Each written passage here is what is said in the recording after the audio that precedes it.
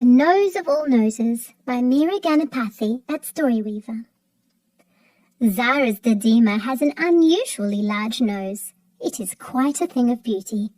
Not only is it large, it also has a big mole on it, perhaps to make sure that no one ever misses it. Zara's nose is nothing in comparison.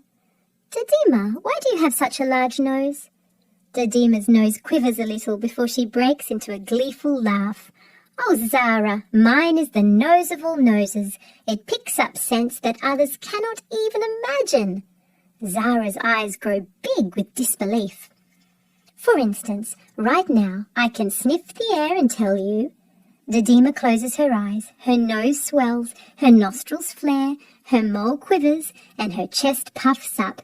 Hum, hum, hum! Your Ami is about to make biryani for lunch.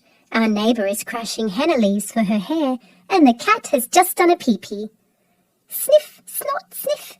Zara tries to sniff out these secrets too. Could you teach me this magic, Dadima? Dadima smiles. When I was a little girl, my nose was trained at my father's old attar shop. If you try hard enough, you can train yours too. She picks up a dusty old crystal bottle from her dressing table. This is from one of the oldest shops in Old Delhi, where attars are sold among jewels to those with fine noses, Dadima whispers. Take a whiff and see where your nose takes you. Dadima uncorks the bottle and brings it to Zara's nose. Hum, hum, hum! Zara breathes in the dust and achoo! Be gentle, take your time and imagine. Zara takes a slow and deep breath. When she closes her eyes, her nose swells, her nostrils flare, and her chest puffs up, just like Dadima's. Hum, hum, hum! And just like that, she smells flowers, sweet and fresh. The flowers remind her of festivals.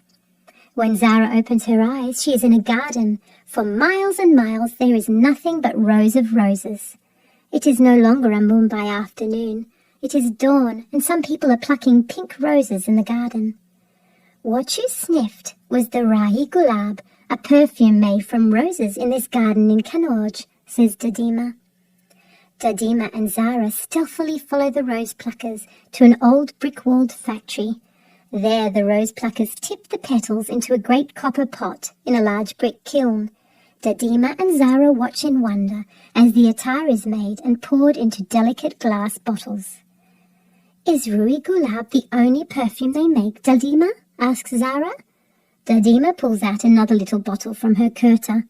Zara closes her eyes, her nose swells, her nostrils flare, and her chest puffs up as she takes a deep breath. Hum, hum, hum! This attar reminds her of her first monsoon shower.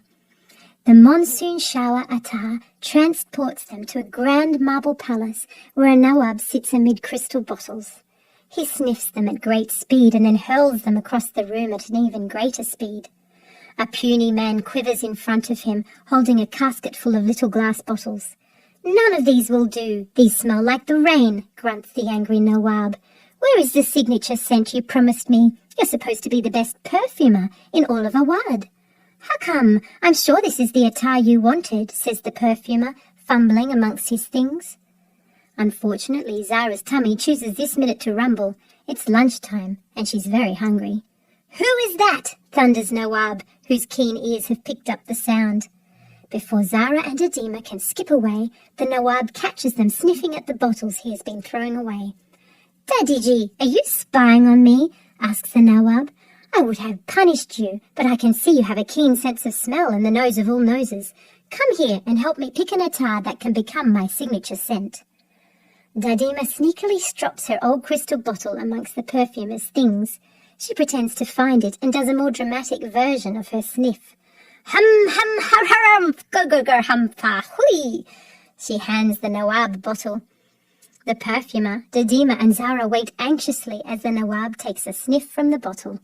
This is exactly what I wanted. What is it? He looks at the baffled perfumer. Rui-Gulab, the soul of roses from Kanauj. This is what the perfumer brought for you, says Dadima. Just then they hear another distant, angry rumble. Guru-guru, guru-guru. What was that, Zara? asks Dadima as her nose twitches with worry. That was my tummy, Dadima, says Zara. It's time for us to head home. What scent reminds you of home, Zara? Dadima asks her. Biryani, says a hungry Zara without missing a beat. I have Awad's most delicious biryani to offer. Kansama, get some for Dadiji and this child, the Nawab commands his cook. But Dadima quietly pulls out a tiny copper box filled with a spoonful of fragrant biryani. They close their eyes, their noses swell, their nostrils flare and their chests puff up as they take a deep breath. Hum, ha, hum! They open their eyes and find themselves at the dining table, just in time for biryani.